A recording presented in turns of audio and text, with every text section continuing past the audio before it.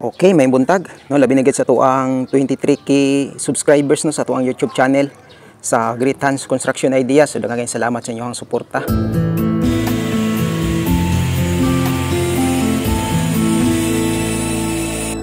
Update lang ta sa tuang project diri sa may Purok Malakas no, sa tuang studio type apartment. Tulo ni siya ka room. Then ang sukat niya sa kada kwarto 3.65 meters by ang ihang katason 5.50 meters no sa kada kwarto ani.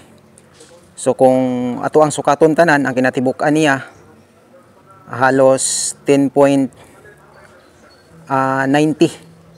no meters ang ihang katason, then ang ihang kalapad is 5.50 meters. So ato anang nahuman tanan no, ang mga plastering ani tanan, ang mga jam ato anang nataod pati sa likod sa CR. Nahuman na nato install no ang ato ang kisame diri sa gawas, ang ato ang cladding, then nakataod na tag mga suga diri sa ato ang gawas no, sa kada kwarto na isariling suga nga diri sa gawas. So karong adlaw nagsugod nami og board no, tap sa ato ang kisame. So kagahapon amo ang nahuman ang pag framing sa sulod sa tulo ka kwarto pati sa CR. So tama-tama po niabot ang ato ang mga materialis kaning ato ang piping board. So karong adlaw mo ang gisugdan og tap. So ato ang sudlon, ato ang silipon ang sulod ani nga apartment.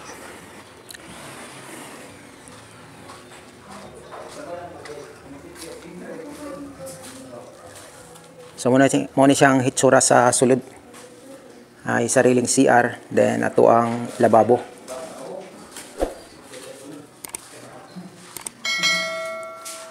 Ang ato ang CR, ang sukat ni 1.50 meters no kwadrado. Sa likod natay gamay nga space. So in case ni siya og may mga emergency, so na sila ay pwede ma-exitan no, diri sila mo exit. So man siya fire exit diri sa ato ang gibuhat nga apartment.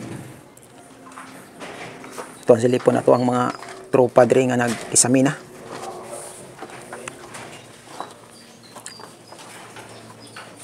Okay lang eskwelado boy?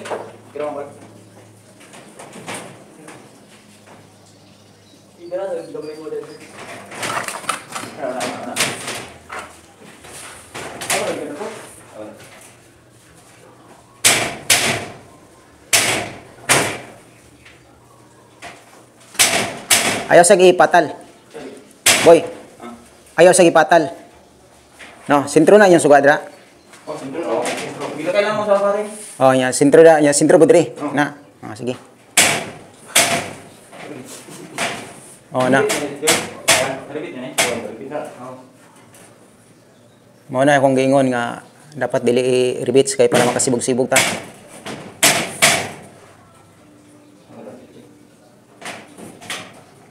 Ayaw sag ipatal boy. Tinatabaw yan. Pwede mo anak ko may. Oh, kuan lang sa kanang lagyo lang sa para nga. Diba? Kuan. Ang distansya tanawa boy, ang distansya boy. Pantay ang distansya. Dapat. Okay.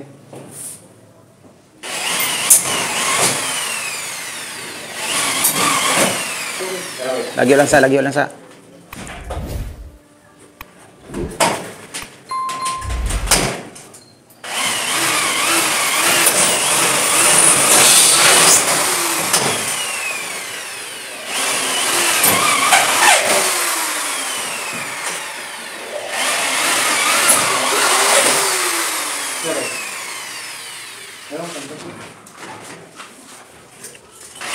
So ato ang layout diri sa ato ang kisame nagkuha og sentro dahil ang ato ang kilid mo ato ang siroho ani parang cutting na diri sa pikas-pikas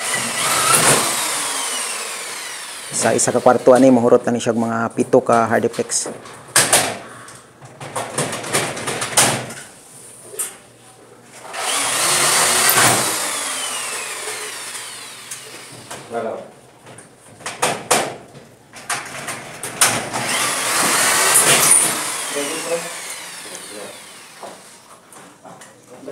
So dali ra ni siya mahuman og kisami kay ako ang gipatabangan sa upat ka tao para dili lisod kaayo ang pagtaod.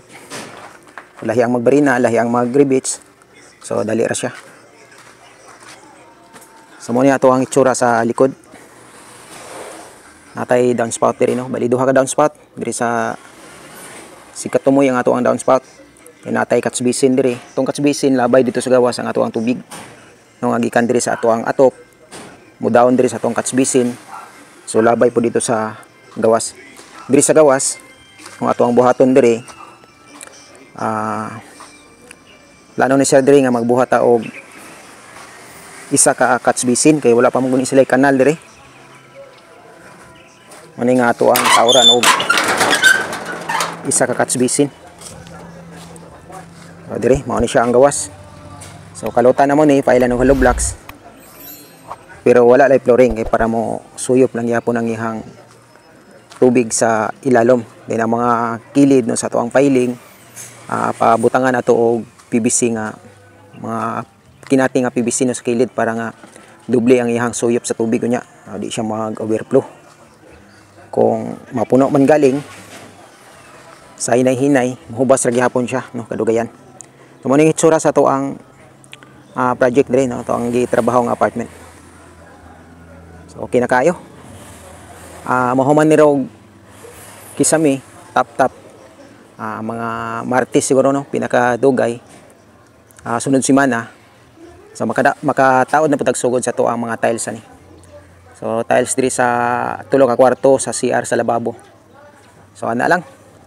No, daghan kayong salamat sa ato ang mga subscribers sa solid supporters nato sa ato ang YouTube channel no sa Great Hands Construction Ideas. So sa wala pa maka-subscribe sa to ang channel no, palihog subscribe sa Great Hands Construction Ideas. O pakipindot na lang po sa ato ang notification bell para updated mo permanente sa ato ang mga ipang-upload nga video.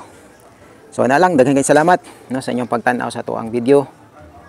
Amping tantanan, God bless.